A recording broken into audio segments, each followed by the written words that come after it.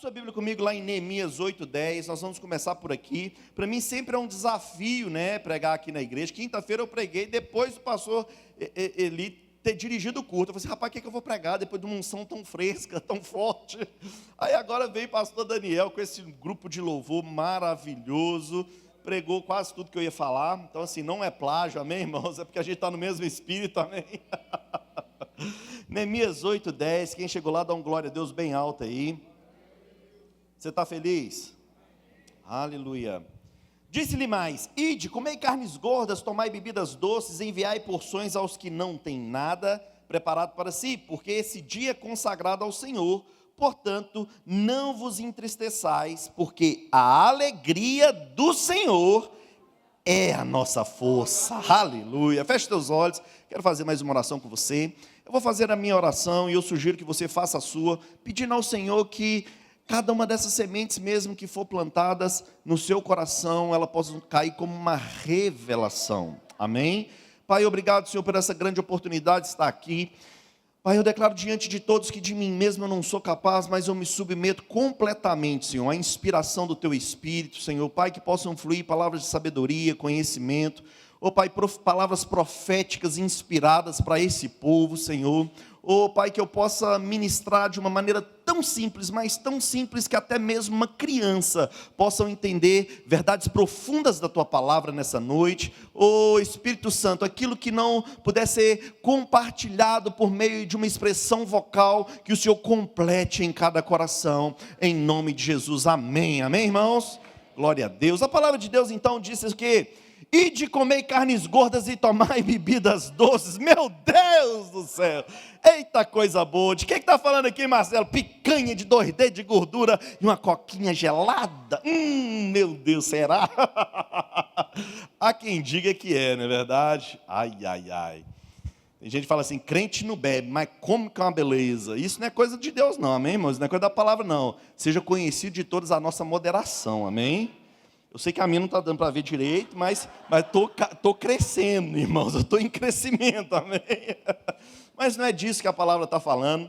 É interessante que se você ler alguns versículos antes, a lei estava sendo lida para o povo, estava havendo um ensino a respeito da lei, e o povo começou a se entristecer. Então se levanta Neemias e fala, que negócio é esse de tristeza? Rapaz, crente não tem que andar triste por nada não, como o nosso pastor falou. Crente tem que andar com um sorrisão no rosto, rapaz. Pode estar dando sangue na canela, você está rindo, você está celebrando. Ei, vai fazer festa. Por quê? Porque a alegria do Senhor é a sua força.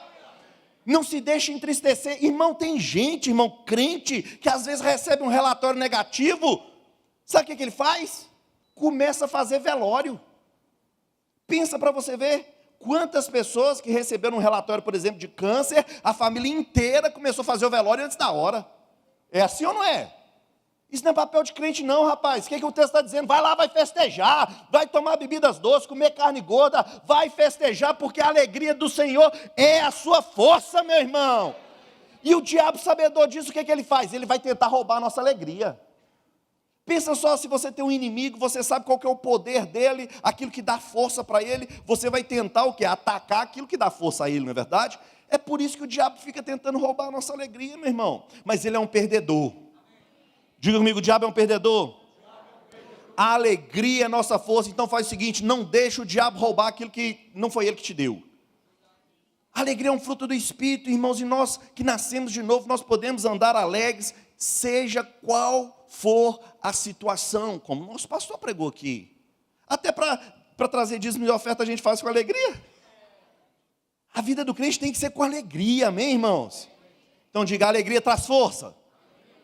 Se nós abrirmos a Bíblia lá em Provérbios 17, 22, não precisa abrir para a gente ganhar um tempinho, Provérbios 17, 22 diz assim, o coração alegre é bom remédio, aleluia.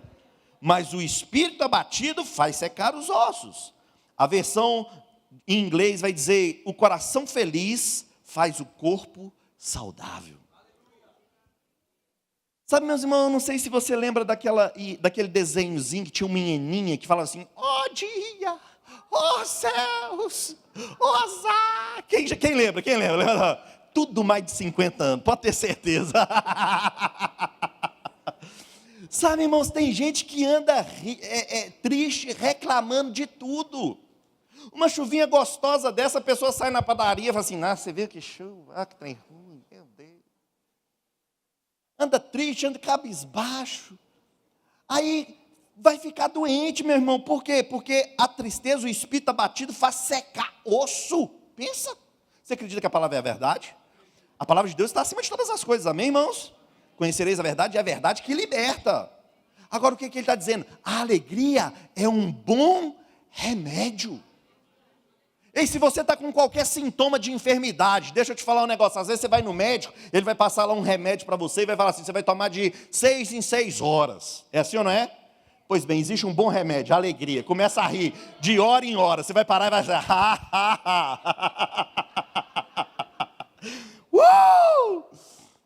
Marcelo, mas está doendo. Começa a rir. Eu lembro do apóstolo Bud falando, uma vez ele estava com uma pedra nos rins, meu filho, sofrendo lá, e o Espírito Santo de Deus falou assim, vai rir. Eu falei, como é que eu vou rir? O trem está doendo, está me machucando. Ele começou na força da carne. Porque, irmãos, às vezes a gente vai ter que pôr força mesmo. Mas você começa com ha-ha-ha. Igual coçar, basta só começar. Você pode dar uma boa risada? Vamos fazer um treinamento? Enquanto você está rindo aqui na terra, negócios sérios no céu estão sendo feitos a seu favor. Ei, tem câncer secando, tem depressão indo embora. Irmão, se você não tem fé para sorrir, você não vai ter fé para alcançar nada na sua vida. Ei, comece a exercer fé sorrindo. Provérbios 15, versículo 13, vai dizer, o coração alegre aformoseia o rosto, mas com a tristeza do coração, o espírito se abate. O que ele está dizendo? Se você começar a rir, você vai ficar mais bonito. Eu sei que alguns igual eu assim é mais difícil, né? Mas o meu problema é que eu morei perto de uma mineradora, irmão, aí acabou comigo. Mas deixa eu te falar, tem gente aqui que não está arrumando namorado, sabe por causa de quê? É porque está andando com um cara de carranca. Fica andando com um cara de maracujá, aqueles maracujá que seca na gaveta, sabe? Aqueles maracujá murcho. Como é que vai arrumar namorado, meu filho? Coloca um sorriso no rosto. Aí tem moça que às vezes até bonita, até simpática, mas sai assim, fica a cara de carranca. Os ombros até encurvados. Não, meu filho, vai rir. O sorriso, a alegria, ela deixa mais bonito. Irmão, o crente tem que andar sorrindo. A gente tem que parecer bobo. As pessoas têm que olhar para a gente e falar assim, rapaz, como é que pode? Está chovendo canivete e esse cara não para de rir? Deixa eu te fazer uma pergunta. Quando você chega num ambiente, um ambiente melhora ou piora? Porque tem gente que chega, parece que pesa. É ou não é? Meu Deus do céu. Diga, a alegria do Senhor é minha força. Aleluia. Rir é uma das manifestações, irmãos, da alegria, sabe? O justo, ele vai viver pela fé. Não é assim? É assim ou não é? Agora, você já aprendeu que a fé não é um botão que você vai lá e aperta só de vez em quando. É assim ou não é? Você precisa ser um estilo de vida. A alegria é o estilo de vida do crente. Não é um botão que você aperta só quando recebeu uma comissão gorda. Uhul, vou rir. Não, você precisa rir na cara da conta. Ei, você é mais que vencedor. Tem gente que, rapaz, que as contas estão vencendo. Eu vou te falar, não vai vencer mais. Por quê? Porque você é mais que vencedor em Cristo Jesus. Então chegou em tempo, em vez de você olhar para a conta e começar a chorar, você vai começar a rir. Veja bem, eu te mostrei aqui 3 textos que falam que a alegria fortalece, a alegria cura e a alegria deixa mais bonito. Só com esses textos já era motivo para a gente estar rindo aqui sem parar. Já era motivo para a gente melhorar o nosso rosto, amém, irmãos? Aleluia. Esses dias eu fui pregar numa igreja, rapaz, eu fiquei preocupado, porque eu estou pregando e estou vendo uma pessoa, mas pensa numa cara. Meu pai falava assim, rapaz, você é feio assim mesmo ou você está chupando limão? Tem gente que parece que é chupando limão, não é verdade? Eu fiquei preocupado com o rapaz, eu falei assim, pastor, está acontecendo alguma coisa com aquele cidadão? Aí você está com a cara triste, amuada, cara fechada. E é assim mesmo. Mas como é que pode uma pessoa viver com a cara de carranca dessa, rapaz? Não vão lá expulsar esse carrego dele, não é possível. Aleluia. Diga, a alegria do Senhor é minha força. Marcelo, você está falando isso porque você não sabe o que eu estou vivendo. Não tem como eu rir na situação que eu estou vivendo. Como é que eu vou viver alegre?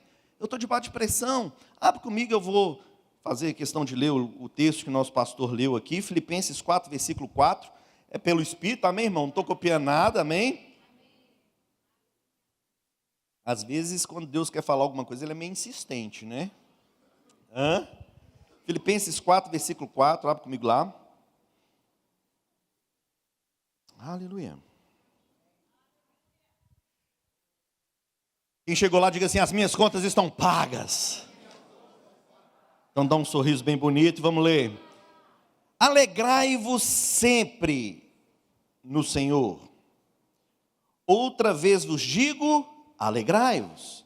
Seja a vossa moderação conhecida de todos os homens, perto está o Senhor. Então não andeis ansiosos por coisa alguma, em tudo, porém, sejam conhecidas diante de Deus as vossas petições, pela oração e pela súplica, com ações de graça. E a paz de Deus, que excede todo o entendimento, guardará o vosso coração e a vossa mente em Cristo Jesus. É interessante que Paulo, quando ele começa a carta, ele já começa assim: olha, alegrai-vos. E aí ele deve ter pensado, o povo deve ficar com essa carinha que eles ficaram. Aí eu vou repetir: alegrai-vos no Senhor. Aí talvez alguns ficaram, ainda não pegaram, ele fala assim: outra vez vos digo, alegrai-vos no Senhor. Só que alegrar sempre, não é dependendo de circunstâncias, amém, irmãos? Agora deixa eu te contar algo. Paulo está escrevendo essa carta, ele não estava de férias num resort. Ele estava escrevendo essa carta, ele estava preso.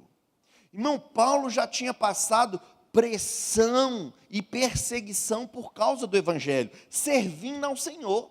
Veja bem, ele não estava sofrendo perseguição e sofrendo por causa de algo que era, as pessoas perseguiam ele só por perseguir. Não, era porque ele estava fazendo a vontade de Deus, ele estava trabalhando em prol do reino. Não precisa abrir não, mas deixa eu só te contar aqui rapidinho, só algumas coisinhas pequenininha que Paulo passou, que está lá em 2 Coríntios 11, 24. Depois, se você quiser anotar aí, você acompanha, 2 Coríntios 11, 24. Veja o que esse rapaz que escreveu alegrai-vos no Senhor já passou. 5 vezes recebi do judeu uma quarentena de açoite menos um.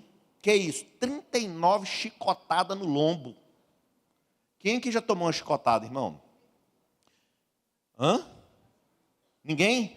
Irmão, eu fui num lugar uma vez que eu fui fazer isso, aí o cara levantou a mão, eu falei assim: tudo bem, tomou uma, mas e 2 chicotadas? Aí o cara levantou a mão, por fim, eu falei assim: rapaz, você é Paulo, né?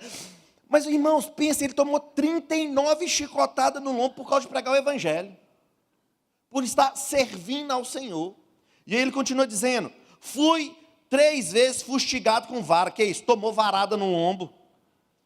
Uma vez apedrejado. Apedrejado aqui, meu irmão, é pena de morte. Eles apedrejaram ele até ao ponto de achar que ele tinha morrido. Aí fingiu de morto lá. Aí os caras foram embora. Aí veio os discípulos dele lá, deu uns cutucadas nele. E aí, Paulo, ele abriu um olhinho. Eles já foram embora? Foi. Então eu vou pregar o Evangelho. Pena de morte, todo torto. Em naufrágio 3 vezes, uma noite e um dia passei na voragem do mar, em jornadas muitas vezes, em perigos de rio, em perigo de salteador, em perigo entre patrícios, em perigos entre gentios, em perigo na cidade, em perigo no deserto, em perigo no mar, em perigo entre falsos irmãos. Aleluia. Paulo também passou por isso. Aleluia. Em trabalhos, em fadigas, em vigílias, muitas vezes, em fome, sede, em jejum, muitas vezes, em frio, em nudez. Além dessas coisas exteriores, ainda há algo que pesa sobre mim diariamente: a preocupação com todas as igrejas. Irmão, esse cara que sofreu tudo isso, que agora está preso, ele está escrevendo uma carta, ele fala assim: faz o seguinte, alegrai-vos no Senhor. Outra vez eu digo, alegrai-vos no Senhor. Independente de, irmãos, então deixa eu te falar uma coisa: não tem nada nessa vida que a gente possa passar que pode roubar a nossa alegria. Ou então pelo menos passar por isso aqui que passou. Quem está comigo?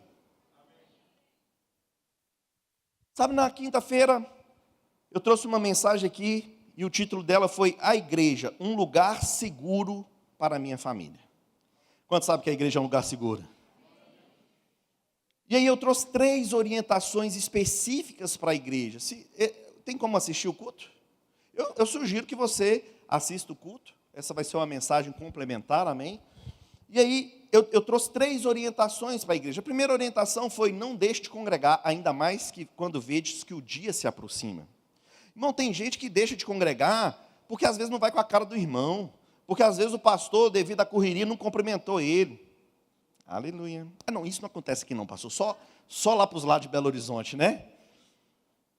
E eu fiz uma comparação. Irmãos, quando a gente vai para a história de Noé, quando a gente pensa na arca de Noé, irmãos, pensa só, parece bonito, né? Mas você já pensou como é que devia ser desafiador estar dentro da arca? Irmão, era bicho de todo quanto é jeito, era bicho brigando com bicho, um bicho gritando, o outro bicho correndo atrás do outro, aquela confusão toda, chove lá fora, umidade aqui dentro, aquele tanto de necessidade de bicho, pensa no fedor. Irmão, devia ser desesperador estar dentro da arca, mas era o único lugar que tinha vida. Sabe, irmãos, eu sei, na igreja tem bicho de tudo quanto é jeito. Eu sei que é um desafio para a gente, mas deixa eu te falar, é o único lugar que tem vida, é o único lugar que tem alimento, é o único lugar que tem proteção, é o único lugar onde você tem unção coletiva. Então não deixe de congregar, ainda mais quando vê que o dia se aproxima. Você precisa estar no corpo, você precisa estar junto, e você precisa estar aqui alegre. Vamos ter os desafios? Vamos, mas vamos crescer com isso. Porque afinal de contas é muito melhor estar aqui do que estar lá fora. Eu falei um pouquinho a respeito de comprometimento com a visão. Irmão, você precisa se comprometer com a visão que Deus trouxe para o pastor local dessa igreja. E comprometimento é diferente de só se envolver. É como o prato de ovos com bacon, né? No prato de ovos com bacon a galinha até se envolveu, mas o porco teve que se comprometer. Eu declaro você se comprometendo com a visão. O que é isso? É dar a própria vida em prol da visão. Porque afinal de contas, aquele que deu a visão, ele deu a própria vida por nós, irmãos. Então é tempo de nós nos comprometermos com a visão da igreja local. Eu preciso estar conectado com o meu pastor, porque o óleo que desce sobre ele é desse óleo que eu vou pegar. A unção não pula, a unção escorre. Então eu preciso estar conectado com a visão. Eu vou dizer de novo, a unção não pula. Tem gente que está querendo de longe pegar da unção, não pega, só pega quem está conectado, porque a unção desce sobre o cabeça, escorre pela barba, vai molhando todo o corpo, e assim também a prosperidade. É porque é como o orvalho do Hermon que vai descendo, e vai formando rios, e vai trazendo vida no meio do deserto. É tempo de você prosperar, enquanto lá fora o povo não está prosperando, mas tem que estar conectado com a visão. E eu finalizei falando um pouquinho a respeito do envolvimento com a igreja. Não seja só um visitante. Aleluia. Você não foi chamado para encerar banco. Eu lembro de um pastor auxiliar lá na igreja que serve junto comigo. O pastor Rodrigo, ele falava que ele descobriu, quando ele chegou na igreja, né? Hoje ele é uma grande bênção. Mas quando ele chegou, ele não queria se envolver em nada. Ele falou assim, não, é porque eu já descobri qual que é a minha parte no corpo. Eu sou o sangue, eu só fico circulando. Então ele chegava, dava uma circulada e ia embora. Chegava um pouco mais tarde, saía um pouco mais cedo. Pensa, não tem isso não, amém, irmãos? Irmão, você foi chamado, foi Deus que te plantou aqui, amém, irmãos? Então deixa eu te falar, cria raiz, se envolve. Sirva em um departamento, você precisa estar conectado. Irmão, se hoje tem alguém aqui que ainda não está envolvido num departamento, eu estou aqui para te inspirar. É hoje o seu dia de se inscrever. Procura o pastor, procura o líder do departamento, mas não fique, irmãos, como um visitante na igreja. Aleluia. Você precisa servir ao corpo local. E aí eu quero unir, então, essa abertura que eu fiz sobre a alegria com o serviço. Por quê? Porque tem muita gente que acha que é peso servir na igreja. Deus fala, não. Existe alegria. E o tema de hoje é servindo com alegria. Eu preciso me entregar, eu preciso servir ao corpo de Cristo com alegria. Abre comigo lá em 1 Coríntios 12, versículo 12.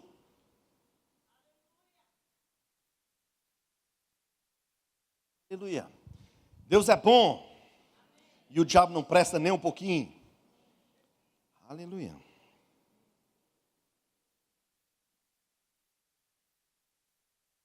1 Coríntios 12 diz assim: porque assim como o corpo é um e tem muitos membros, e todos os membros sendo muitos, constituem um só corpo, assim também com respeito a Cristo. Irmãos, essa para mim é a melhor comparação da igreja. Paulo, ele compara a igreja como um corpo, e cada um de nós como um membro daquele corpo, amém? Deixa eu te falar, a minha mão só vai ser feliz fazendo o papel de mão. Quem está comigo? Existe alegria quando você se encontra dentro do corpo e começa a fazer aquilo que você foi chamado. Agora, se minha mão cismar de ser pé e eu virar meu corpo de cabeça para baixo, eu já vi, tem gente que consegue andar um pouco de cabeça para baixo, mas compromete a mão e todo o corpo.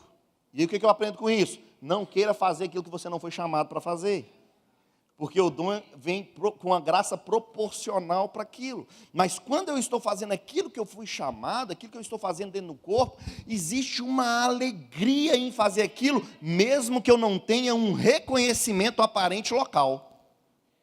Como assim? Irmãos, para eu estar ministrando para você hoje, tem partes do meu corpo aqui que está funcionando, que eu não sei o nome, eu não sei o que é que faz, mas eu só estou funcionando porque ele não está nem aí para Ibope, está lá fazendo o serviço dele. Então nem todo mundo foi chamado para pregar, nem todo mundo foi chamado para um ministério de visibilidade, mas o corpo só vai funcionar se você estiver fazendo bem aquilo que você foi chamado, mesmo que você não tenha um reconhecimento local. Mas deixa eu te falar, quando você faz o que você foi chamado, quando você chegar lá no céu, Deus vai virar para você e falar assim: servo bom e fiel, entra para o gozo do seu Senhor. Existe uma alegria em servir ao Senhor, para essa terra e para o mundo que há de vir, meu irmão. Você tem um chamado, Deus te criou para esse tempo, Ele te chamou para esse tempo, meu irmão. Lá em Jeremias 1, versículo 5, diz assim: antes que eu te formasse no ventre. Irmão, veja como é forte esse texto. Antes que eu te formasse no ventre materno, eu te conheci, e antes que saísse da madre, eu te consagrei, te constituí profeta para as nações. Irmãos, antes de você ser criado, antes de você ser gerado, antes de você nascer, Deus, Ele já te chamou para algo específico, já te deu uma graça específica, ferramentas específicas e um chamado específico para esse tempo que se chama hoje. Você não foi uma obra do acaso, não, você foi programado em Deus. E você carrega ferramentas que são importantes para o corpo hoje, meu irmão. Se você não se envolve em um departamento, você, além de estar vivendo uma vida triste, fora do seu propósito, você ainda está comprometendo todo o corpo, porque o corpo precisa de você. O fruto da sua vida não é para mim, aliás, não é para você, é para mim. E o fruto da minha não é para mim, é para você. Uma mangueira não chupa manga, uma mangueira dá manga para que outro usufrua do fruto. Agora, se você se furta de estar conectado com o corpo, meu irmão, você está furtando da sua própria vida frutificar. Agora, eu só frutifico se eu tiver raiz. Como é que eu crio raiz, tirando a árvore uma hora sim, uma hora vai, uma hora sim, uma hora vai? Não tem jeito. Então não fica mudando de igreja não, meu irmão. Se Deus plantou aqui, é para cá que você tem que ficar mesmo. Vou falar de novo. Deus que te plantou aqui, cria raiz aqui para que você possa frutificar aqui. Ah, mas eu sou chamado para as nações. Mas se não frutificar aqui, não vai frutificar lá fora não, vai dar trabalho. Aleluia. Sirva com alegria e com intensidade, meu irmão. Eu estou tendo a grande honra de ensinar a matéria Ministério Prático aqui na igreja, no Rema, né? E dentro dessa matéria a gente fala sobre os 5 dons ministeriais, a gente aprofunda em cada um deles, mas a gente aprende que cada um deles foram dados com vista ao aperfeiçoamento do corpo, para que cada um venha produzir o seu serviço para o reino. Então o chamado pastoral é para desenvolver a igreja, para que a igreja desenvolva o seu serviço. O profeta é a mesma coisa, o mestre é a mesma coisa. Todos os dons ministeriais foram dados com vistas ao aperfeiçoamento, crescimento. Ou seja, é para deixar de ser menino. Menino gosta de brincar, menino não tem responsabilidade com nada. Não vou me envolver. Por quê? Porque eu não quero responsabilidade. Menino, precisam tomar leite da palavra. Tempo para meditação. Enquanto você medita, deixa eu te falar algo. Quem é que não fez o rema? Todo mundo fez o rema? Não fica com vergonha não, só quer saber, levanta a mão bem alto. Deixa eu falar, ano que vem é o seu ano. Não deixa o diabo roubar isso de você, irmãos. O rema é um divisor de águas na vida de cada um que passou. Irmão, você precisa fazer, e parece que vai ter desconto, né, diretora? Vai abrir agora, por agora, as inscrições. Irmão, quem chega primeiro toma água limpa. Acho que é 30%? Não, não é possível, isso tudo. Meu, que dia que é? Dia 23, irmão, se você que levantou a mão, vem aqui, corre, já faz a sua inscrição, vai ser bom demais da conta, a sua vida nunca mais vai ser a mesma, amém, irmãos? Abre comigo lá em 2 Coríntios 5, versículo 14.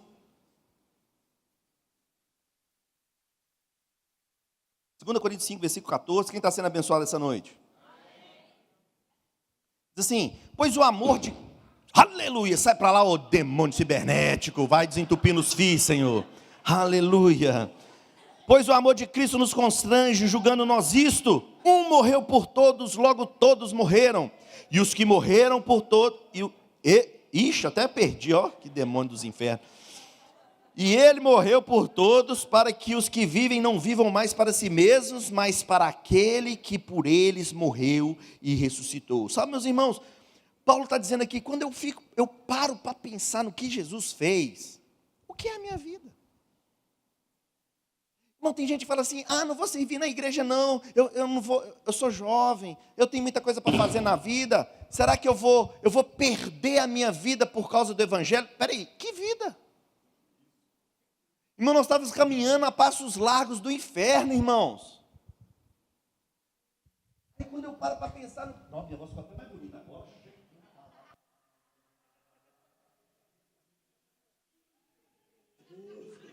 Meu sonho é cantar, agora eu descobri, eu vou querer um negócio desse. Mas quando eu paro para pensar no que Jesus fez, meu irmão, pensa só um Deus, ele era Deus, ele estava com Deus, tudo foi feito por intermédio dele. Mas o que ele fez? Ele não se apegou a isso, mas ele se despojou de toda a sua glória, ele assumiu a forma de servo, ele se humilhou, ele entregou a sua vida por todos nós. Vamos fazer um memorial agora, lembrando de tudo aquilo que ele fez por nós por meio da ceia. Irmão, ele foi moído por mim e por você. Quando eu paro para pensar no amor dele, o amor dele me constrange, o amor dele me impulsiona a corresponder com esse amor. Irmão, Jesus desceu ao inferno por mim e por você. Ele foi moído, ele se tornou maldito por mim e por você.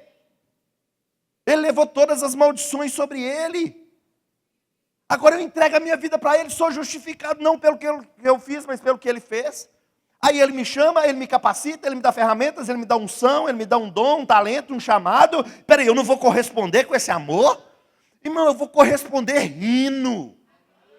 Eu vou corresponder entregando a minha vida para ele agora, para corresponder com tudo isso. Eu vou fazer o que precisa ser feito, meu irmão. Buscando uma recompensa eterna. Por quê? Porque o amor dele me constrange a isso. Abre comigo 1 Pedro 4. Quem aqui gosta de Bíblia? 1 Pedro 4, versículo 10. Veja o que a palavra diz. Servi uns aos outros, cada um conforme o dom que recebeu. Aleluia. Como bons dispenseiros da multiforme graça de Deus. Se alguém fala, fala de acordo com os oráculos de Deus. Se alguém serve, quantos aqui estão dispostos a servir ao Senhor? Se alguém serve, faça-o na força que Deus supre. Que isso? Existe uma graça sobre você. Nós abrimos o culto hoje lendo sobre o quê? A alegria do Senhor é a nossa força. Se você serve, sirva na força que Deus supre com alegria. Oh, aleluia. Meu irmão, tem que misturar alegria no serviço. Se você está servindo num departamento, meu irmão, você tem que servir alegre, feliz, entendendo que você está só correspondendo com o amor dele. Isso não acontece aqui, graças a Deus. Mas você acredita que tem diácono que às vezes fica na porta da igreja com um cara de carranca? Não, às vezes vai servir no estacionamento, aí fica lá com aquela cara emburrada. Não, meu irmão, tem que ser com alegria, porque existe força, existe graça. Existe prazer nisso, irmãos. Agora, por que muitos, às vezes, não estão servindo com alegria, ou não querem servir, porque às vezes também não vê nem alegria nisso, né? Não vou servir não quero fazer parte, eu vou ficar só sentado na igreja. Sabe, meus irmãos, nós somos um ser em 3 dimensões. Você já aprendeu isso, já ouviu falar sobre isso? Nós somos um espírito, nós temos uma alma e nós habitamos em um corpo, amém? Quando nós nascemos de novo, nosso espírito foi recriado. Nosso espírito está pronto. O nosso espírito se inclina para as coisas espirituais. O nosso espírito deseja a palavra. O nosso espírito deseja congregar. O nosso espírito deseja participar de todos os eventos da igreja. A nossa carne não. Por quê? Porque a nossa carne ainda não foi transformada. A nossa carne ainda vai ser transformada na segunda vinda de Cristo, onde receberemos corpos transformados. Quem sabe eu fico um pouco mais bonito, né? Estou crendo. Mas enquanto isso não acontece, meu irmão, a nossa carnitia, ele não quer congregar. Isso não é mérito só seu não, deixa eu falar. Se dependesse do meu corpo, você acha que eu estava aqui? Num diazinho frio desse? Meu irmão, eu estava lá em Belo Horizonte com a minha família, debaixo de um cobertor, comendo pipoca, assistindo Netflix. É o que meu corpo quer. Mas eu sou um espírito. O corpo não quer servir, o corpo não quer participar do evento, fala mal de tudo quanto é evento. Você pode criar o evento mais extraordinário na igreja, vai ter sempre alguém para levantar lá, né? Para falar mal. Sabe o que é isso? Carnalidade. Então por que tem muita gente que não está servindo na igreja com alegria? Porque ainda é carnal. Por causa de carnalidade. Irmão, o que o corpo quer? O corpo quer comer exageradamente. Ou é só o meu?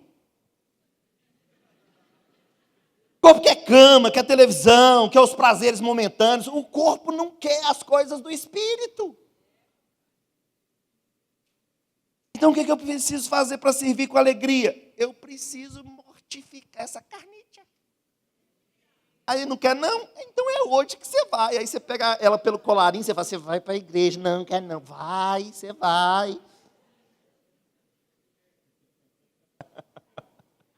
Aleluia. E aí, irmãos, eu quero, de maneira bem rápida aqui, te falar a respeito de como lidar com isso.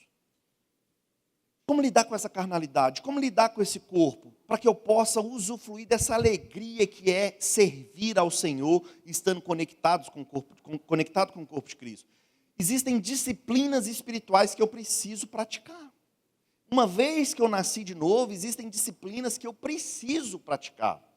Eu quero te dar 2 disciplinas que Dave Robson chama de poderes gêmeos para tirar todo o entulho da carne. Que é jejum, aleluia. Meu Deus do céu, apertou. O sorriso sumiu do rosto de alguns ali agora, né? Oh, pai, fala. Deus dá a lapada no pregador primeiro, depois, né? A gente alinha e passa para o povo. E o segundo, oração em línguas, irmãos. São 2 disciplinas básicas para a vida de todo cristão. Abre comigo Mateus 9, versículo 14. Eu vou ler só 2 textos rapidinho. Você já tem um embasamento nisso, mas eu quero só reavivar isso no seu coração. Mateus 9, versículo 14. Diz assim: vieram depois alguns discípulos de João e lhe perguntaram para quem? Para Jesus. Por que jejuamos nós, os fariseus, muitas vezes, seus discípulos não jejuam? Respondeu-lhe Jesus: podem acaso estar tristes os convidados para o casamento, enquanto o noivo ainda está com eles? Dias virão, contudo, em que lhe será tirado o noivo, e nesses dias hão de jejuar. Novidade, o noivo foi retirado. O que Jesus está falando? O jejum passou para a nova aliança. Esse negócio de, que o jejum é da véia. Não. Jesus está falando que quando o noivo for retirar, os discípulos, quantos aqui são discípulos do Senhor? Vão ter que jejuar. E aí ele continua falando a respeito do mesmo tema. Fala comigo, ele não mudou de assunto. Versículo 16, ele vai dizer: ninguém põe remendo de pano novo em veste velha, porque o remendo tira parte da veste e fica maior a rotura, o buraco. Nem se põe vinho novo em odres velhos, do contrário, rompem-se os odres, derrama-se o vinho e os odres se perdem. Mas põe vinho novo em odres novos e ambos se conservarão. Irmãos, veja que interessante o que Jesus está dizendo. Primeiro princípio, o jejum passou para a nova aliança, amém? E isso precisa ser um estilo de vida e não um botão que eu aperto e faço só de vez em quando eu estou precisando. Amém? Outra coisa, deixa eu colocar só um outro fundamento. O jejum, ele não muda Deus. O jejum não muda o diabo. O jejum não muda circunstâncias. O jejum muda a minha vida. E o que é jejuar? É cortar alimento. Ah, vou ficar sem ver Netflix. Deveria, e faz bem. Mas isso não é jejum. Jejum é cortar alimento. Com propósito. Como assim, Marcelo? Não é para fazer dieta. Para fazer dieta é bom demais também, você deve fazer. Mas o jejum que eu estou falando é um jejum espiritual. É um jejum com um propósito específico de mortificação da carne. E aí o que Jesus está trazendo? Olha, passou para a nova aliança, agora, o jejum, ele é como o quê? Não se pode pegar um remendo novo e colocar numa veste velha. Não se pode pegar um vinho novo e colocar num odre velho. O que isso significa, Marcelo? Quando nós nascemos de novo, nosso espírito está pronto, ele foi recriado, foi derramado um óleo novo, um vinho novo. Vinho representa alegria, vinho representa o poder de Deus. Foi derramado num vaso, num odre velho. Quem está comigo? Só que o odre ainda não foi transformado, ele vai ser como eu disse. Mas aí existe uma disciplina espiritual que vai preservar o odre até a volta de Cristo. Que é isso? Jejum. Porque o jejum, ele vai tirar os entulhos da carne. Irmãos, tem gente que entra ano e sai ano, ele está carregando o mesmo pecadinho de estimação. E o que a gente precisa fazer? A gente precisa mortificar o corpo. E aí, como que eu faço isso? O jejum é uma disciplina que vai me ajudar.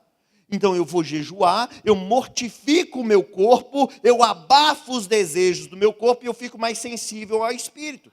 Então se eu começar a ter a prática do jejum como um estilo de vida, irmãos, o meu espírito vai estar mais fortalecido, eu vou estar mais sensível às coisas do espírito, e aí eu vou ter alegria em servir a casa do Senhor. Eu vou ter alegria em cumprir o meu chamado. Eu vou estar mortificando os desejos carnais, e vou estar muito mais sensível às coisas do espírito. Então eu te convido, irmãos, a ter isso como um estilo de vida. Não algo de vez em quando você está passando por pressão. Não, isso precisa ser constante. Como o quê? Como uma entrega, como uma disciplina espiritual, com propósito. Então eu jejuo, eu medito na palavra, e aí vem um poder gêmeo junto, que é o quê? Oração em línguas. Meu Deus! 1 Coríntios 14, 4 vai dizer assim: o que fala em outras línguas a si mesmo se edifica, mas o que profetiza edifica a igreja. Então, peraí, a oração em línguas é uma ferramenta dada para a igreja, irmãos. E qual que é o fim da oração em línguas? Edificação própria. Essa palavra edificar, ela pode ser traduzida também como recarregar. Por que tem muita gente servindo na igreja? Às vezes está lá servindo 1 ano, 2 anos, 3 anos, foi perdendo aquela alegria, foi perdendo aquela garra, foi perdendo aquela força. Por quê? Porque não está recarregando. Irmão, na hora que o telefone descarrega, você enfia ele na tomada. Na hora que o crente está capengando, você coloca ele lá em oração em línguas, ele começa a se recarregar. E o fogo vai pegando, o fervor vai pegando, o vigor vai voltando, a alegria vai pegando.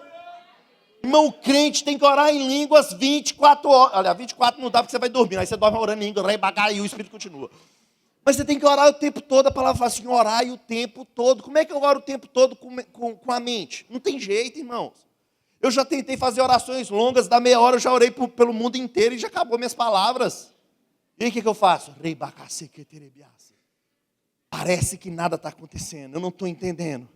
Mas eu estou conectado com a fonte celestial. Meu espírito está sendo fortalecido, meu espírito está sendo edificado. Sabe, meus irmãos, os filhos de Deus são guiados pelo Espírito de Deus, mas eu preciso ter acesso a esse mundo sobrenatural por meio da oração em línguas. Irmãos, eu creio, Jesus está voltando, quem acredita? Eu creio que nesses últimos dias nós vamos viver milagres, prodígios e maravilhas de uma maneira mais intensa que a igreja nunca viu. Por quê? Porque existe uma chuva temporã e existe uma chuva serôdia. A chuva temporã, ela começa na hora que começa a plantação. Ela vem, prepara a terra, vem a semente. Mas a temporã é aquela que vem para a frutificação. O Espírito Santo vem em Pentecostes. A semente começou a ser plantada, a semente começou a ser gerada, a igreja foi se desenvolvendo. Mas deixa eu falar, Jesus está voltando e nós não vamos perder essa batalha. Vai ter uma grande colheita nesses últimos dias. Agora, para essa grande colheita vai existir um grande sino tocando. É por isso que essa chuva dos últimos dias vai reavivar dons, chamados, e a gente vai começar a ver, eu creio nisso, nós vamos começar a ver milagres criativos no nosso meio, irmão. Mas a gente só vai conseguir perceber isso e viver isso, sabe como? Por meio de oração e jejum. Oração em línguas e jejum. conectados no reino, mortificando a nossa carne, renovando o nosso espírito. E isso vai trazendo o quê? Fervor e vigor para que a gente possa servir com alegria a igreja, o corpo de Cristo, com aquilo que nós somos chamados. Abre comigo Lucas 10, versículo 17. Eu te inspiro em nome de Jesus a criar o hábito de orar em outras línguas e de jejuar. Começa com aquilo que você pode. Hoje eu posso tirar o café da manhã, tira o café da manhã. Amanhã consegue pular o almoço, pula o almoço. Não faça disso um Deus também, amém, irmãos? Amém?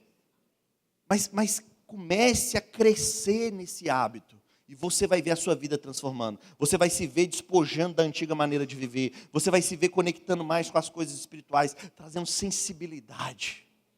Eu declaro sensibilidade sobre a sua vida, em nome de Jesus. Qual o motivo maior para que nós possamos nos alegrar? Lucas 10, 17 diz assim: então regressaram os 70 possuídos de alegria, dizendo: Senhor, os próprios demônios se submetem a nós pelo teu nome. Mas ele lhes disse: eu via Satanás caindo do céu como um relâmpago. Eis que vos dei autoridade para pisar de serpentes, escorpiões, sob todo o poder do inimigo, e nada, absolutamente nada, vos causará dano.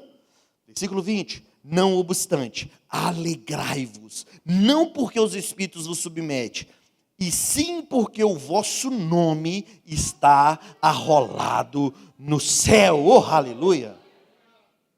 Meu irmão, a gente tem que andar alegre, porque o nosso nome primeiro está arrolado no céu, irmão. Cristo nos resgatou da maldição da lei, fazendo Ele mesmo maldito no nosso lugar, porque está escrito: maldito todo aquele que foi pendurado no madeiro, para que a bênção de Abraão chegasse aos gentios e recebêssemos pela fé o Espírito prometido. Não existe mais maldição na sua vida. Se você aceitou Jesus como seu Senhor e Salvador, meu filho, você precisa estar alegre, porque seu nome está escrito lá no céu. Não existe mais maldição. Mas Marcelo, meu bisavô foi pobre, meu avô foi pobre, então eu vou ser pobre porque é uma maldição hereditária. Não! No dia que você aceita Jesus, todas as maldições são quebradas, porque Ele se fez maldito por mim e por você.